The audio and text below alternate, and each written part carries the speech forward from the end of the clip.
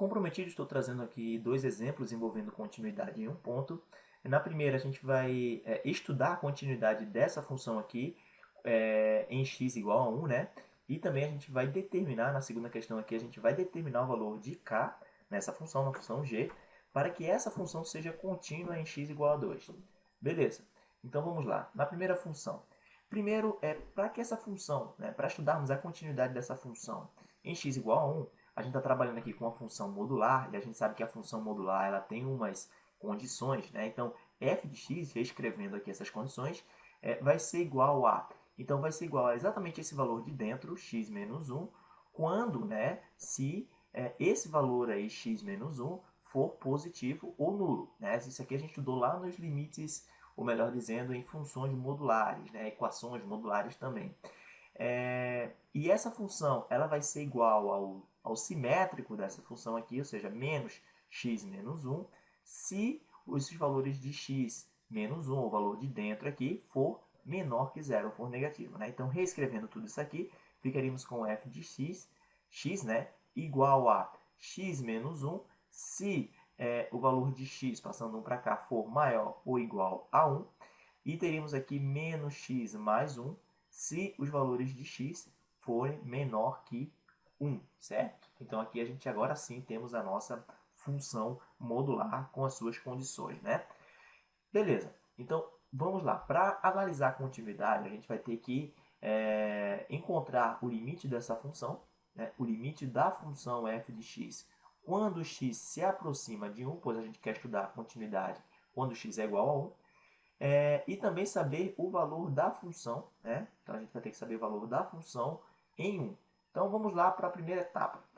Vamos encontrar o limite quando x se aproxima de 1. Então quando x se aproxima de 1, por valores maiores que 1, né? A gente vai ter que estudar os limites laterais aqui para valores maiores que 1. Então é exatamente essa função aqui. Para valores maiores que 1, a função é essa. Então quando o valor de x está se aproximando de 1, então vamos analisar aqui os limites bilaterais, né? Então a gente poderia dividir aqui. Então primeiro a gente vai encontrar o limite da função, certo? O limite da função quando x se aproxima de 1 por valores maiores que 1.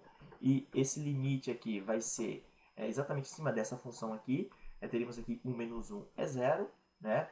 E também vamos ter que calcular o limite dessa função. Então o limite dessa função quando x se aproxima de 1 por valores menores que 1. E por valores menores que 1, a função vai ser essa aqui. Então, substituindo 1 na função, ficaria menos 1 mais 1, que também vai ser igual a 0. Então, perceba que o limite dessa função, quando x se aproxima de 1, né, são iguais, os limites bilaterais. Então, esse limite também vai ser igual a 0. Então, a gente já tem aqui o nosso limite. O limite ele existe e é igual a 0. E o valor da função, quando x é igual a 1, né, é exatamente o que a gente quer saber, ele também vai ser igual a 0. Basta substituir aqui. Ó. F de 1 vai ser igual a 1 menos 1 e o módulo de 0 é 0. Então, f de 1 também é 0. Então, perceba que o limite ele existe é igual a 0 e f de 1 também é igual a 0. Como os dois são iguais aqui, podemos dizer que a continuidade, essa função, ela é contínua em x igual a 1. Ok? Vamos para o nosso segundo exemplo aqui agora.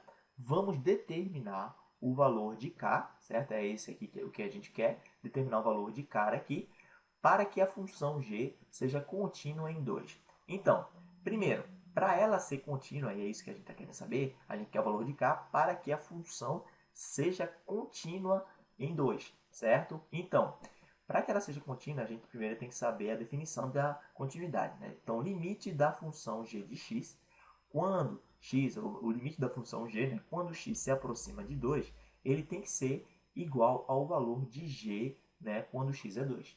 Ok? Então, primeiro, vamos ter que encontrar o limite disso aqui, ou melhor dizendo, exatamente, quando g aqui é igual a 2. Né? Então, ou melhor, g de 2. A gente tem que encontrar esse valor de cara aqui. Ora, a gente sabe que g de 2, né, a gente sabe que g de 2 é igual a k. Então, esse limite aqui vai ter que ser igual a k. Então, o limite da função vai ter que ser igual ao valor desse, ou seja, k, né, que vai ter que ser igual ao valor desse limite aqui. Vamos encontrar o limite dessa função. Então, o limite de g de x é o limite de g, que é x ao quadrado menos 4 dividido por x menos 2. quando x tende a 2, né? Pois é exatamente em 2 que a gente quer saber, que a gente quer encontrar o valor de k. Então, esse limite aqui, a gente sabe calcular, nada mais é que o limite. Então, esse aqui ficaríamos com x mais 2 multiplicado por x menos 2, dividido aqui por x menos 2, né? Então, simplificando, ficaríamos aqui com x mais 2. Então, teríamos aqui o limite da função x mais 2 com x tendendo a 2. E isso aqui nada mais é que 4. Olha só que maravilha. Então, a gente encontrou o limite dessa função quando x se aproxima de 2.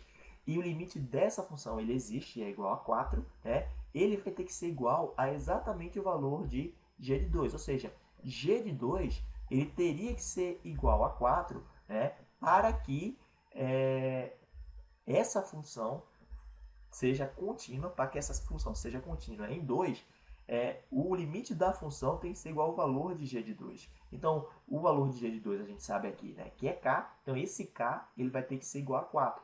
Então, o nosso k aqui ele teria que ser igual a 4, né, para que essa função aqui seja contínua em 2. Ok? Então, eu espero que vocês tenham compreendido aqui esses exemplos envolvendo continuidade, né? Seria problemas comuns nesse assunto. A gente falou aqui sobre continuidade em um ponto. Na próxima aula, a gente vai falar em continuidade em um determinado intervalo, ok? Então, espero vocês lá. Até mais.